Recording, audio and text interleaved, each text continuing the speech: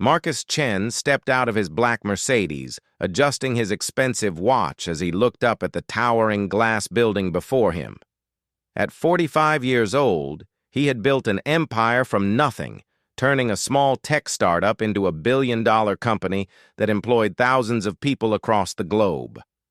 Today was supposed to be the biggest day of his career, the day he would sign the merger deal that would make him the richest man in the city. The December wind cut through downtown like a knife, and Marcus pulled his cashmere coat tighter as he walked toward the entrance of Sterling Tower.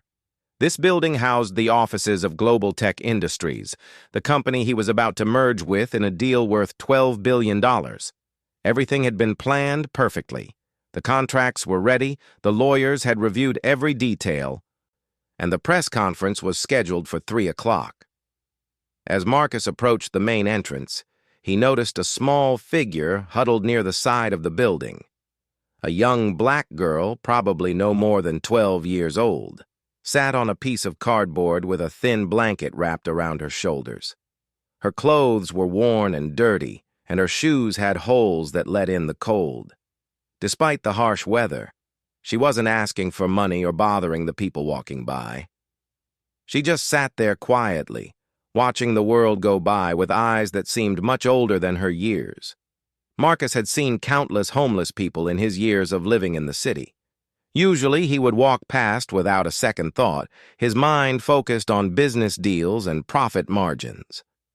But something about this girl caught his attention. Maybe it was the way she held herself with dignity despite her circumstances, or maybe it was the intelligent look in her eyes that reminded him of his own daughter. He paused for a moment, then reached into his wallet and pulled out a $100 bill. Walking over to where the girl sat, he held out the money with a smile. "Here you go, kid. Get yourself something warm to eat." The girl looked up at him with surprise. Her name was Keisha, though Marcus didn't know this yet. She had been living on the streets for 3 months after aging out of the foster care system. Despite her difficult situation, she was incredibly smart and observant. She spent her days watching people and learning about the world around her. "Thank you, mister," Keisha said softly, accepting the bill with careful hands. "That's very kind of you." Marcus was about to turn and walk away when Keisha spoke again, her voice urgent and serious. "Stop! Don't touch that door!" Marcus froze with his hand just inches from the brass handle of the main entrance. He turned back to look at the girl, confusion written across his face. "What did you say?" Keisha stood up, letting her blanket fall to the ground. Her eyes were wide with concern, and she stepped closer to Marcus. "Please, sir, don't go through that door, not today. Something terrible is going to happen if you do." Marcus stared at the girl in disbelief. Here was a homeless child telling him not to enter one of the most secure buildings in the city. It seemed absurd. He had important business to conduct, millions of dollars waiting to be made, and a future to secure. "Listen, kid, I appreciate your concern, but I have a very important meeting in there. I need to go inside." Keisha shook her head vigorously. "No, you don't understand. I've been sitting here for hours, watching. Something's not right about today. The people going in and out, they're different. Their faces, their movements. It's like they're scared of something." Marcus looked at the entrance again. It seemed perfectly normal to him. Security guards stood at their usual posts, and business people walked in and out as they did every day. He couldn't see anything unusual or threatening. "What exactly do you think is going to happen?" he asked, partly out of curiosity and partly out of politeness. "I don't know exactly," Keisha admitted, "but I have a feeling. My grandmother always told me to trust my feelings, especially when they're trying to protect someone. She said some people have a gift for sensing danger, and I think I might have inherited it from her." Marcus had heard about intuition and gut feelings, but he was a man of logic and facts. His success in business came from careful analysis, detailed planning, and calculated risks. The idea of changing his plans based on the vague feelings of a homeless child seemed ridiculous. "Look, I understand you're trying to help," Marcus said gently. "But I can't just skip the most important meeting of my life because of a feeling. People are counting on me." Keisha's expression became even more serious. She reached into her small backpack and pulled out an old, worn notebook. The pages were filled with her careful handwriting, observations about the people and patterns she had noticed during her time on the streets. "I write down everything I see," she explained, flipping through the pages. "3 days ago, I started noticing strange things about this building. Men in dark suits going in through the service entrance instead of the main door. Phone calls being made in hushed voices in the alley. Yesterday, I saw someone checking all the exits, timing how long it takes to get from the lobby to the street." Marcus looked at the notebook, impressed despite himself by the girl's detailed observations. Her handwriting was neat and precise, and her notes were organized like a professional investigator's report. "You write all this down?" "Every day." Keisha nodded. "When you live on the street, you learn to pay attention to everything. Your life depends on noticing when something doesn't feel right." Marcus found himself actually considering the girl's warning. There was something about her calm certainty that made him pause. She wasn't hysterical or dramatic. She was simply trying to share information she believed was important. "Even if I believed you," Marcus said slowly, "I can't just disappear. The merger depends on this meeting. If I don't show up, the deal falls through, and hundreds of people lose their jobs." Keisha nodded, understanding the weight of his decision. "What if there was another way? What if you could still have your meeting but not go through that door?" "What do you mean?" "There's a service entrance around the back," Keisha explained.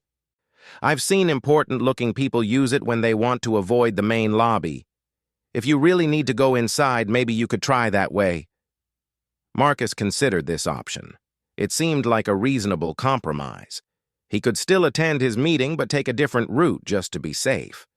However, the service entrance required special access, and he wasn't sure he could get in that way. "I don't have access to the service entrance," he said. "But you could call someone inside, right? Someone who could meet you there?" This was actually a good point.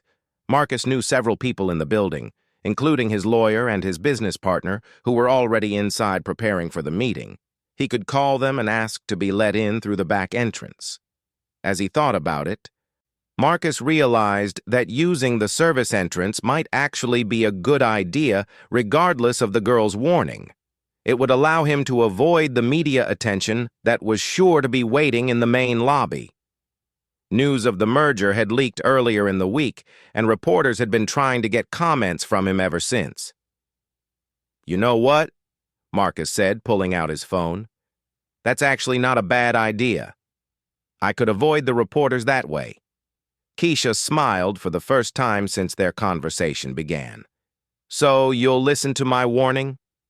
"I'll use the back entrance," Marcus agreed. "But not because I necessarily believe something bad will happen if I use the front door. I just think it might be smarter to avoid the media circus." As Marcus started to walk away toward the back of the building, Keisha called out to him one more time. "Sir, what's your name?" Marcus turned back. Marcus Chen." "I'm Keisha," the girl said. "Mr. Chen, I know you think I'm just a crazy homeless kid, but promise me something. If anything does happen at that front entrance today, please remember that sometimes the people society ignores are the ones who see things most clearly." There was something profound in the way she spoke, a wisdom that seemed impossible for someone her age. Marcus found himself nodding. "I'll remember," he promised. As Marcus walked around the building toward the service entrance, he couldn't shake the feeling that this conversation with Keisha was somehow important. He had met thousands of people in his business career, CEOs, politicians, celebrities, but none of them had spoken to him with the same combination of urgency and sincerity as this young girl. He pulled out his phone and called his business partner, David Rodriguez, who was already upstairs in the conference room. "David, it's Marcus. I'm going to come in through the service entrance instead of the main lobby." "The service entrance? Why?" "Just trying to avoid the reporters. Can you have security let me in? Of course. I'll call down right now. Are you having second thoughts about the deal? Marcus paused at the question. Was he having second thoughts? The merger with Global Tech had been in the works for over a year. It would combine his company's innovative software with Global Tech's massive distribution network, creating a technology giant that could compete with anyone in the industry. No second thoughts, Marcus said finally. Just want to keep things quiet until after the signing. Understood. Security will be waiting for you at the service entrance in 5 minutes. As Marcus hung up the phone, he looked back toward the front of the building. Keisha was still sitting there, but now she was watching the main entrance with intense concentration. Her notebook was open on her lap, and she was writing something down. Marcus shook his head and continued toward the back of the building. He was probably being foolish, listening to the warnings of a homeless child, but something about Keisha's calm certainty had gotten under his skin. In his experience, the most successful business decisions often came from listening to information that others might dismiss. The service entrance was located in a small parking area behind the building. It was much quieter than the front, with only a few cars and delivery trucks parked nearby. Marcus waited for a few minutes before a security guard appeared and unlocked the door for him. Mr. Chen? Mr. Rodriguez sent me to escort you upstairs. Thank you, Marcus said, following the guard into the building. As they walked through the service corridors toward the elevators, Marcus found his thoughts returning to Keisha. What had she seen that made her so certain something bad was going to happen? Her notebook had been filled with detailed observations, but he hadn't had time to read them carefully.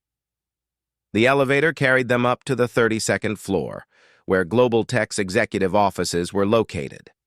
As they rose through the building, Marcus tried to focus on the business at hand.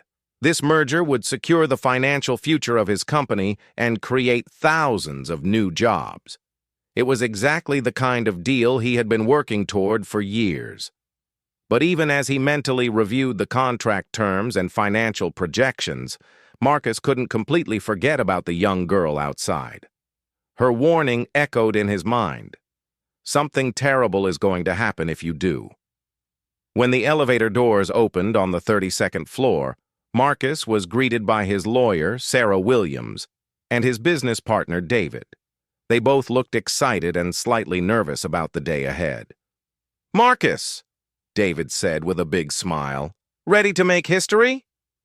Absolutely, Marcus replied, though part of his mind was still thinking about Keisha's warning. The Global Tech executives are already in the conference room, Sarah explained as they walked down the hallway. Everyone's eager to get this deal signed and announced.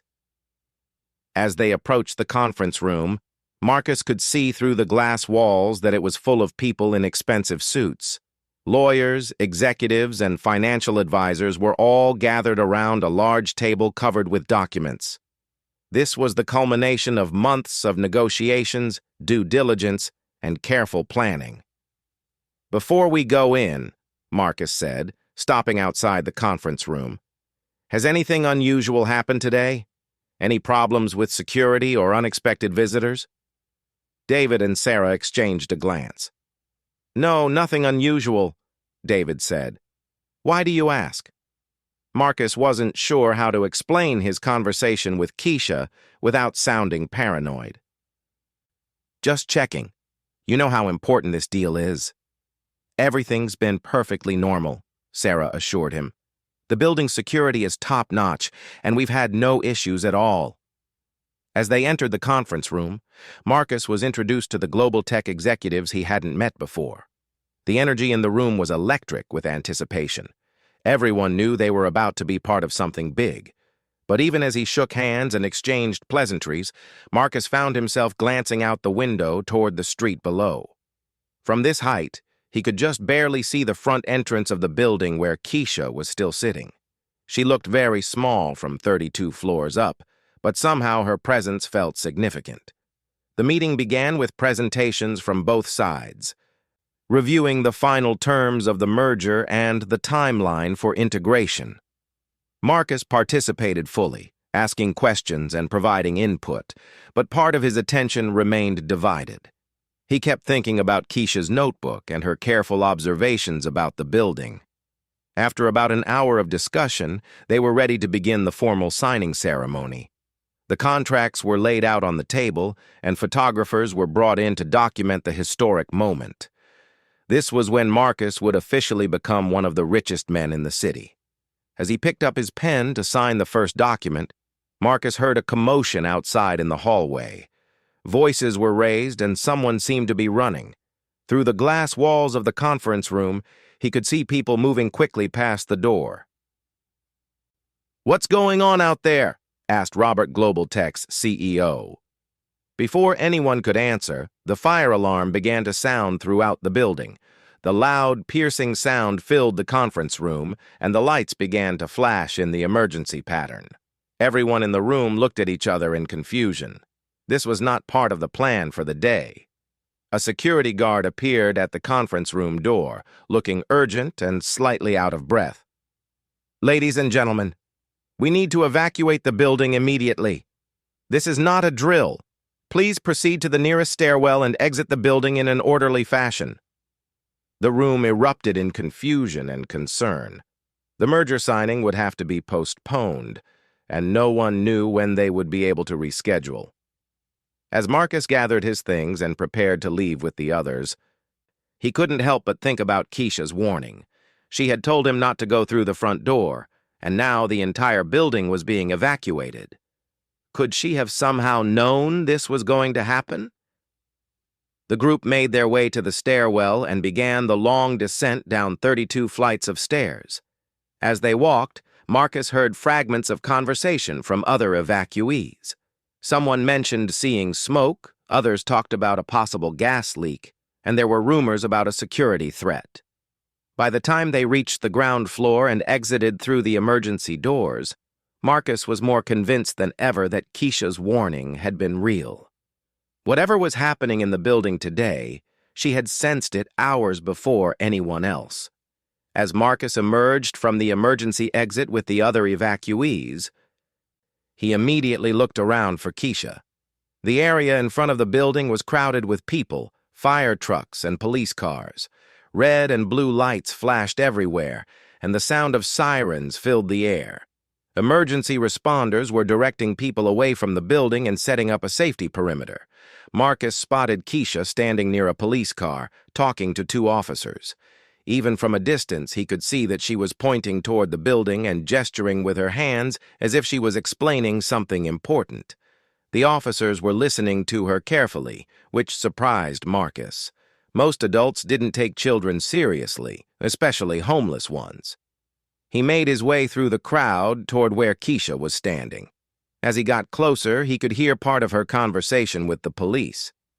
"I told you, officers, I've been watching this building for days. There were men who didn't belong here, doing things that seemed wrong. I wrote it all down in my notebook." One of the officers, a middle-aged woman with kind eyes, was holding Keisha's notebook and reading through her observations. "This is very detailed information, young lady. You say you noticed these suspicious activities starting 3 days ago?" "Yes, ma'am." Keisha nodded.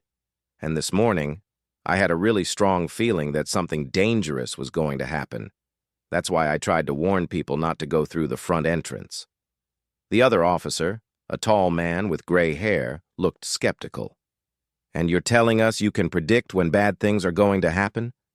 Keisha shook her head. "Not predict exactly, but sometimes I can sense when something isn't right. My grandmother had the same ability. She called it reading the signs that others miss." Marcus approached the group just as the female officer looked up from the notebook. "Excuse me, officers," Marcus said politely. "This young lady warned me not to enter the building through the main entrance this morning. I'm wondering if you could tell me what happened inside." The officer studied Marcus for a moment. "Are you Marcus Chen, the businessman who was supposed to have a meeting here today?" "Yes, that's right. How did you know?" "We've been looking for you," the officer said seriously.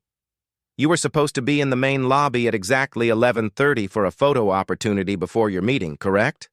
Marcus felt a chill run down his spine. Yes, that's right. How did you know about that? The gray-haired officer stepped forward. Mr. Chen, we believe there was a planned attack targeting you specifically.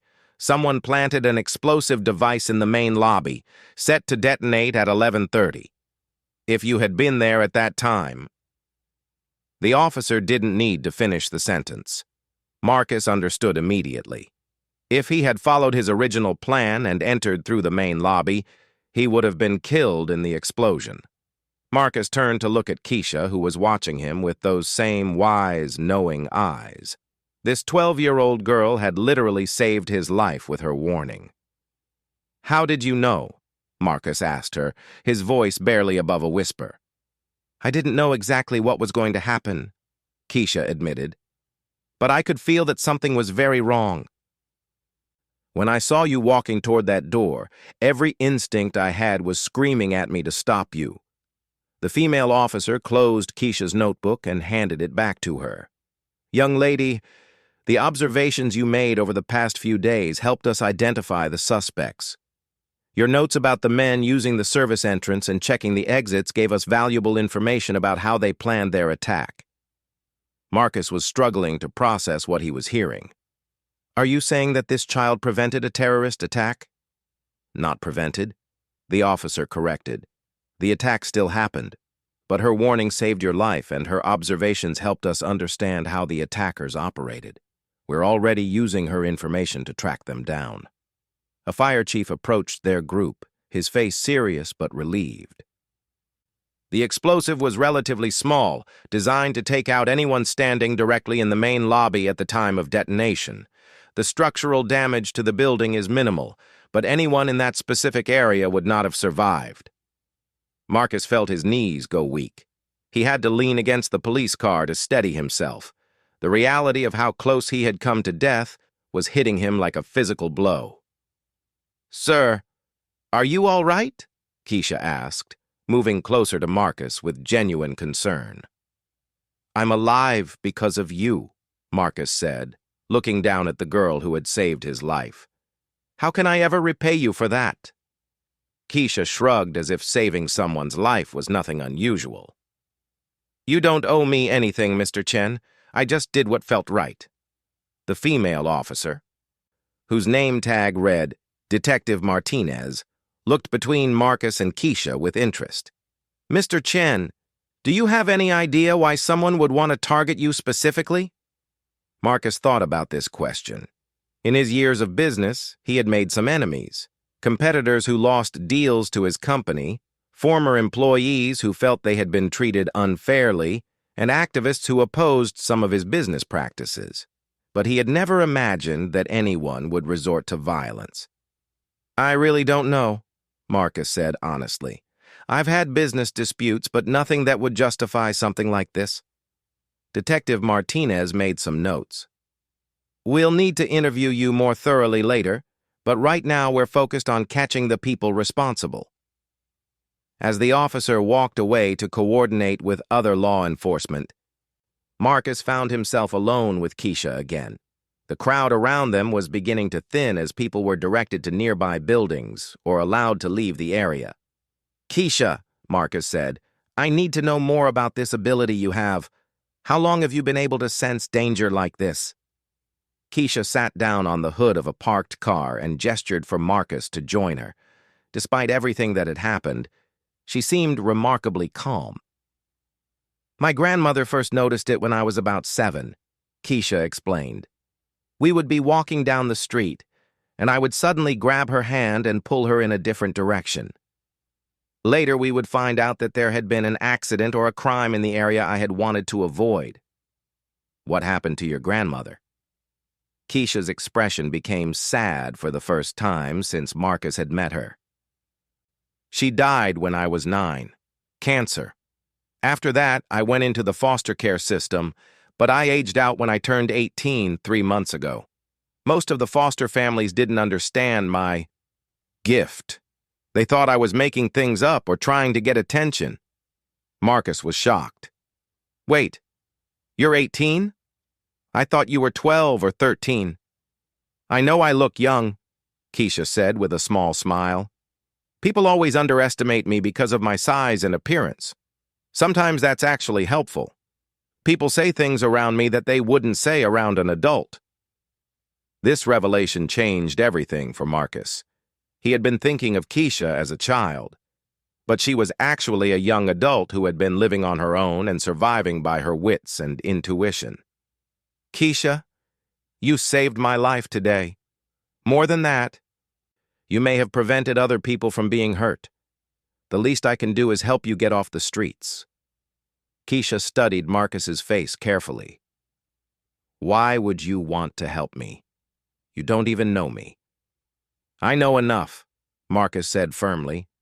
I know that you're intelligent, observant, and have abilities that could be incredibly valuable.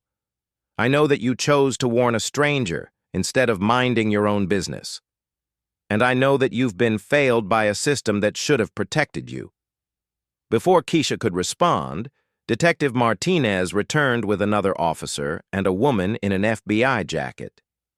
Mr. Chen, Agent Sarah Thompson from the FBI would like to speak with you and Miss Williams here. Agent Thompson was a serious-looking woman in her 40s with short brown hair and sharp eyes. She looked at both Marcus and Keisha with professional interest. Mr. Chen, we have some preliminary information about the attack. It appears to have been organized by a group with connections to one of your business competitors. We're still investigating, but it seems they were trying to prevent the merger from going through. Which competitor? Marcus asked. We can't share those details yet, but we will keep you informed as the investigation progresses. In the meantime, we strongly recommend that you consider hiring personal security. Agent Thompson turned to Keisha. Miss Williams, your observations were extremely helpful. Have you ever considered working in law enforcement or private investigation? Keisha looked surprised by the question. I've never really thought about it. I didn't finish high school because of my situation. That can be remedied, Agent Thompson said. Someone with your observational skills and intuitive abilities could be very valuable in the right environment. After the FBI agent left, Marcus and Keisha sat together on a bench outside a coffee shop near the evacuated building. The emergency response was winding down, and the area was becoming quieter. Keisha, I want to make you an offer, Marcus said. I'd like to help you get your GED and then pay for you to go to college. In return, I'd like you to consider working for my company as a security consultant.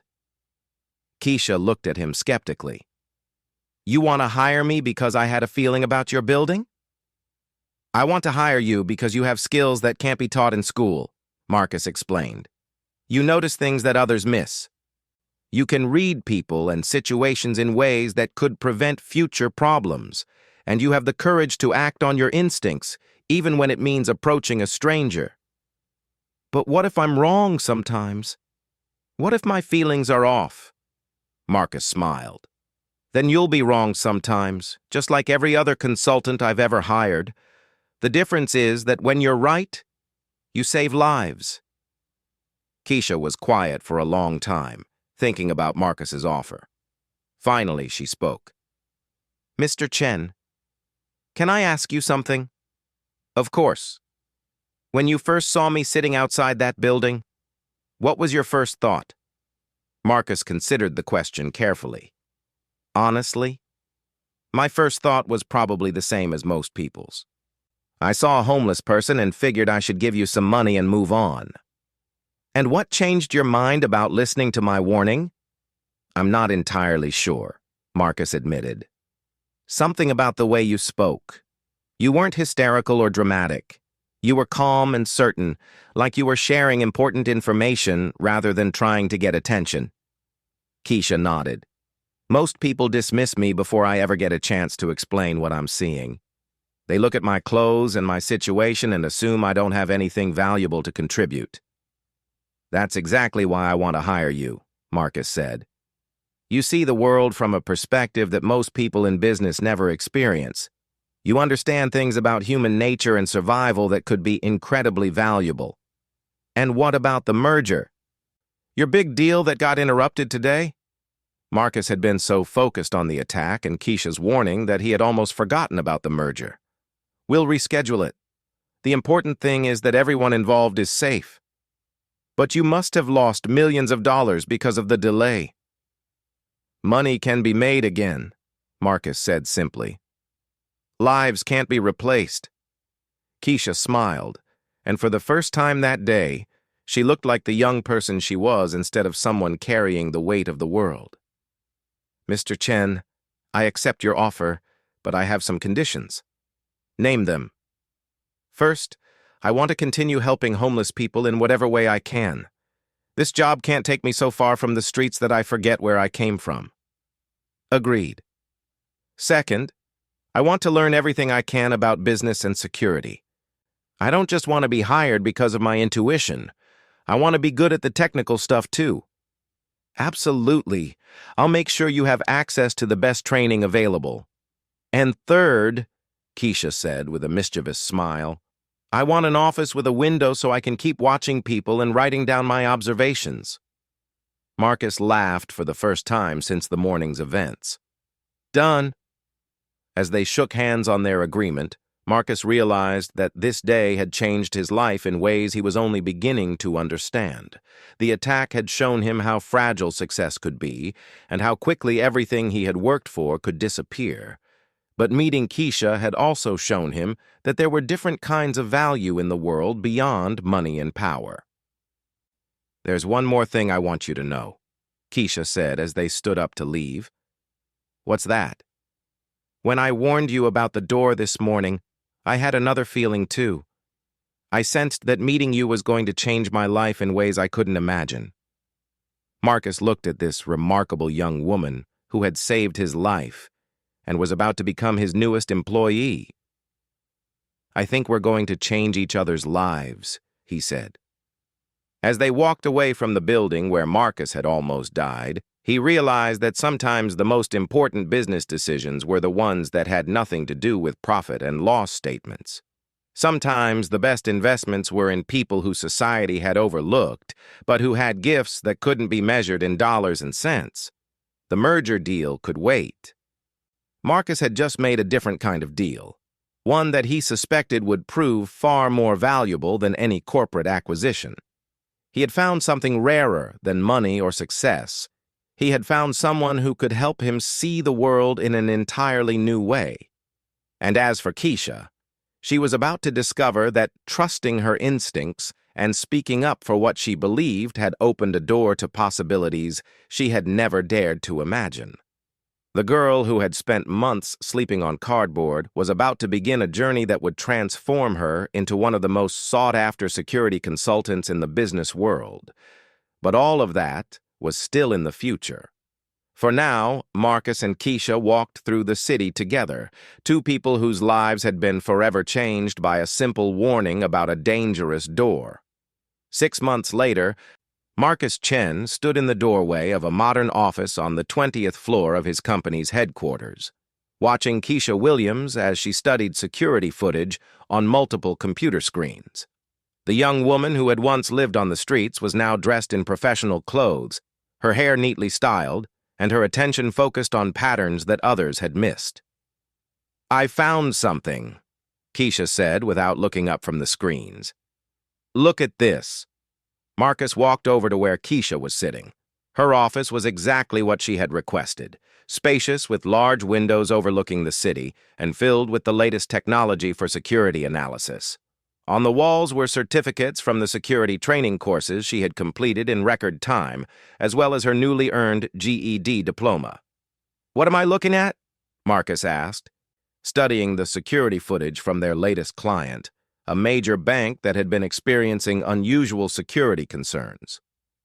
See this man in the blue jacket? Keisha pointed to a figure moving through the bank's main lobby. He's been in the building 4 times this week, but he never conducts any banking business. Each time he follows the same pattern. He enters through the main door, walks past the customer service desk, stops at the information kiosk for exactly 2 minutes, then leaves through the side exit. Marcus leaned in closer. To him, the man just looked like any other customer. Maybe he's just confused about the bank's services. No, Keisha said firmly, pulling up footage from different days. Look at his posture and movement. He's not confused. He's mapping. He's timing how long it takes to get from one point to another, and he's studying the positions of the security cameras. Keisha had been working for Marcus's company for 6 months now, and her success rate at identifying potential security threats was remarkable. She had prevented 2 corporate espionage attempts, identified 3 employees who were stealing company information, and helped solve a case involving threats against another client company's CEO. "Are you sure?" Marcus asked, though he had learned to trust Keisha's instincts completely. "I'm sure," Keisha said, switching to another screen that showed the man's behavior from a different angle. "And there's something else. See how he positions himself? He's always standing where he can see both the main vault entrance and the employee access door. That's not random." Marcus reached for his phone to call the bank's security director. Over the past 6 months, he had learned that when Keisha identified a pattern, it was wise to act quickly. "David, it's Marcus. Keisha has identified a potential threat at your location. I'm sending over our analysis, and I recommend you notify law enforcement immediately." While Marcus made the call, Keisha continued studying the footage. She had developed an even more sophisticated system for recording her observations, using computer software to track patterns and behaviors that might indicate threats. Her natural intuition was now enhanced by professional training and advanced technology. After Marcus finished his call, he sat down across from Keisha's desk. "The bank is taking our warning seriously. They're coordinating with the FBI to monitor the situation." "Good," Keisha said, finally looking up from her screens. "Mr. Chen, can I ask you something?" "Of course. And Keisha, you can call me Marcus. We've been working together for 6 months now." Keisha smiled. Despite their professional relationship, she still maintained a level of formal respect for Marcus that he found both touching and unnecessary. "Marcus, have you ever found out exactly why someone wanted to kill you that day at Sterling Tower?" Marcus's expression became serious. This was a subject they had discussed several times over the past months as the FBI investigation had progressed. "The FBI finally closed the case last month," Marcus said. "It turns out it was organized by executives at Tech Global, one of our biggest competitors. They were afraid that our merger would make us too powerful in the market, so they decided to eliminate me and blame it on terrorists." That seems like an extreme response to a business deal. It was, but there were billions of dollars at stake, and some people will do anything to protect their profits. 3 of their executives were arrested, including their CEO. Keisha shook her head. "It's hard to understand how people can value money more than human lives." "That's one of the things I've learned from working with you," Marcus said. "You've helped me see that there are different ways of understanding value. Your ability to read people and situations is worth more than any financial analysis." This was true in ways that Marcus was still discovering. Keisha's unique perspective had transformed how his company approached security. Instead of relying only on technology and protocols, they now factored in human behavior and intuitive observation. The combination had proven incredibly effective. "Speaking of which," Marcus continued, "I have some news that I think you'll find interesting." "What kind of news?" 3 other major companies have requested your services specifically. They've heard about your success rate and want to hire you as a consultant. Keisha looked surprised. "Really? They want to hire me specifically?" "Absolutely. Word has gotten around that we have someone who can identify threats that traditional security methods miss. You're becoming famous in the corporate security world." This was an understatement. In the 6 months since Keisha had joined Marcus's company, her reputation had spread throughout the business community. Security directors and FBI agents were starting to request her input on difficult cases. Several universities had reached out asking if she would consider teaching courses on intuitive threat assessment. "I'm not sure I'm ready for that kind of attention," Keisha said honestly.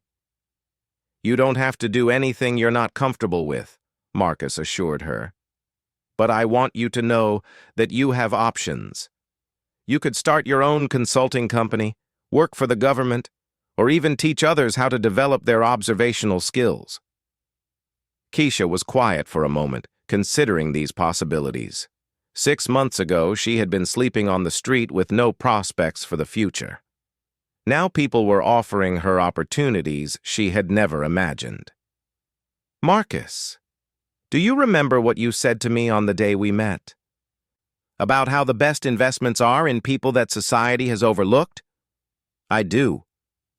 I've been thinking about that a lot. There are probably other people out there with abilities like mine, but they're living on the streets or in situations where no one takes them seriously." Marcus could see where this conversation was heading, and he liked it.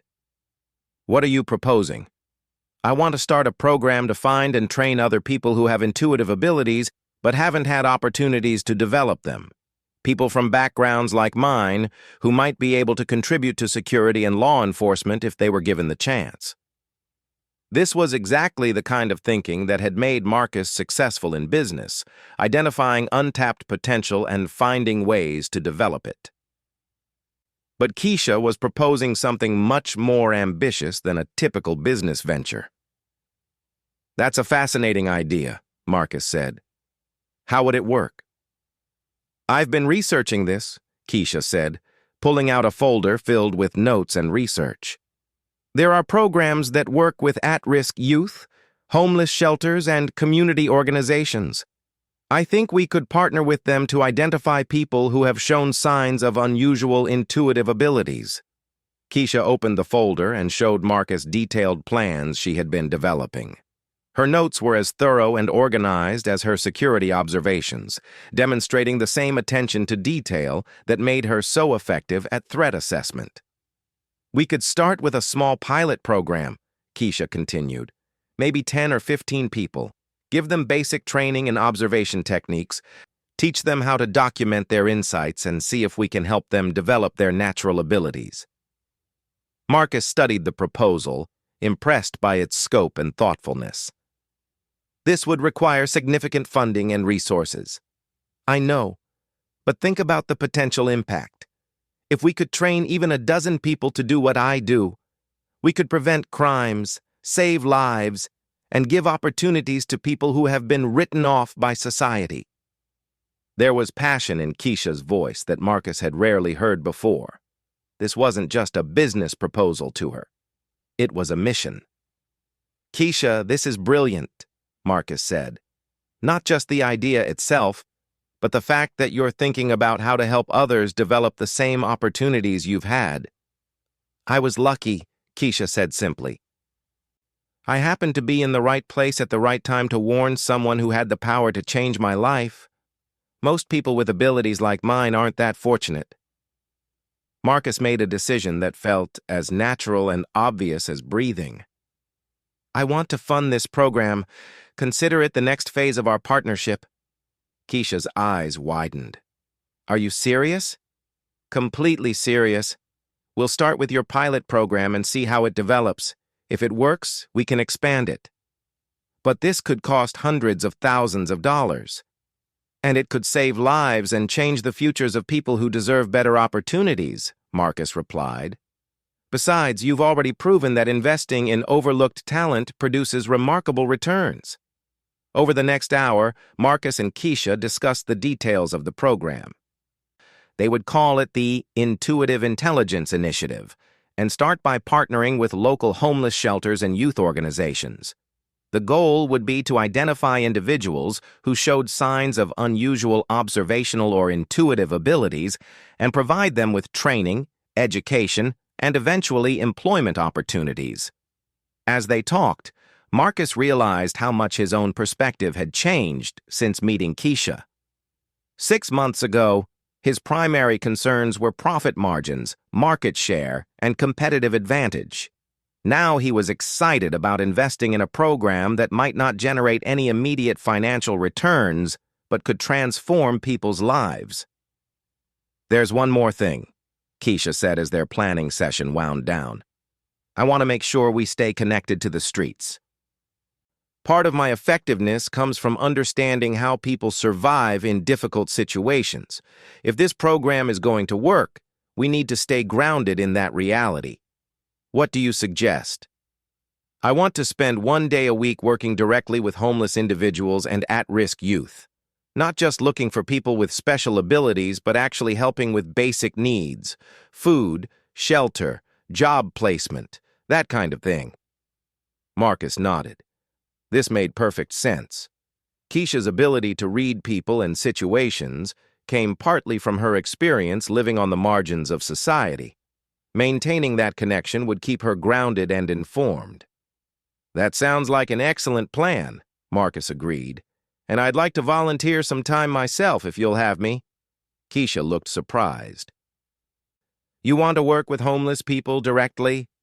"I think it would be good for me," Marcus said honestly. "I've spent so many years focused on corporate success that I've lost touch with other kinds of human experience. Working with you has reminded me that there's more to life than business deals and profit statements."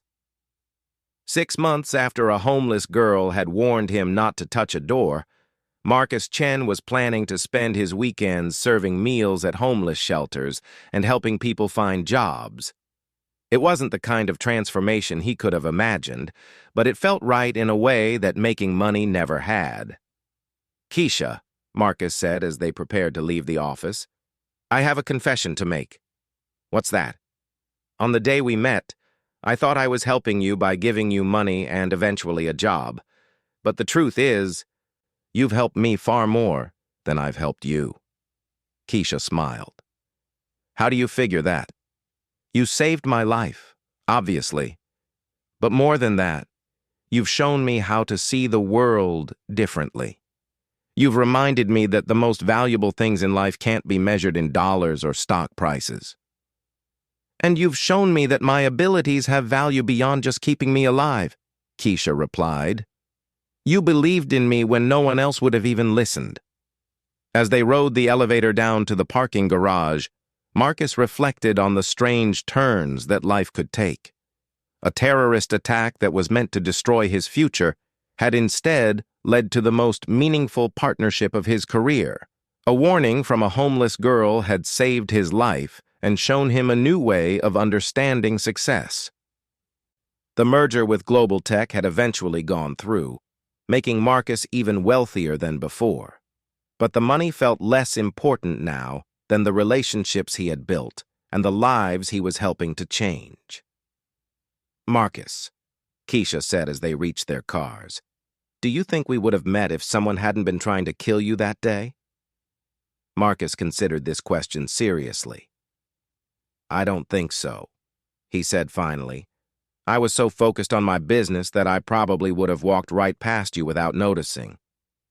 "Then maybe everything happened exactly the way it was supposed to," Keisha said thoughtfully. "You mean the attack was meant to bring us together?" "Not the attack itself. That was just evil people doing evil things. But maybe you were meant to listen to my warning, and maybe I was meant to be there to give it." Marcus had never been a particularly spiritual person, but he found himself agreeing with Keisha's perspective. The events of that day had changed both of their lives in ways that seemed too significant to be mere coincidence. "Keisha, I have one last question for you." "What's that?" "Do you still get those feelings? The ones that warn you when something bad is about to happen?" Keisha smiled mysteriously. "All the time. That's how I knew 3 months ago that you were going to offer to fund my program." "Wait, you knew I was going to offer that?" "I had a feeling that our partnership was going to grow into something much bigger than just security consulting," Keisha said with a laugh. "I started developing the proposal because I sensed you would be interested in it." Marcus shook his head in amazement. Even after 6 months of working together, Keisha continued to surprise him with the depth of her intuitive abilities. As they drove away from the office in separate cars, Marcus thought about the future of their partnership and the Intuitive Intelligence Initiative. They were about to embark on a program that could identify and develop a new generation of people with unique observational abilities. If successful, it could revolutionize how society approached security, law enforcement, and social services. But beyond the practical benefits, Marcus was excited about the human potential they were nurturing. Somewhere in the city were people living on the streets or struggling in difficult situations who had gifts they didn't even know they possessed. People who, like Keisha, could contribute remarkable value to the world if they were given the opportunity and training they needed. The girl who had warned him not to touch a dangerous door had opened the door to possibilities he had never imagined, and now they were going to help others open doors to their own futures. Doors that might lead to opportunities just as transformative as the ones that had changed both of their lives 6 months ago. Marcus Chen had learned that sometimes the most important business decisions were the ones that had nothing to do with business at all, and sometimes the most valuable investments were in people that everyone else had given up on. The homeless girl who saved his life had taught him that wisdom could come from the most unexpected places, and that listening to warnings from overlooked voices could change everything. As Marcus drove home that evening, he realized that he was looking forward to Monday morning in a way he never had before. Not because of deals to be made or profits to be earned, but because of lives to be changed and futures to be transformed. That was a kind of success that measured itself in ways that no financial statement could capture. The door that Keisha had warned him not to touch had been the entrance to a tragedy. But the warning itself had been the door to the most meaningful work of his life.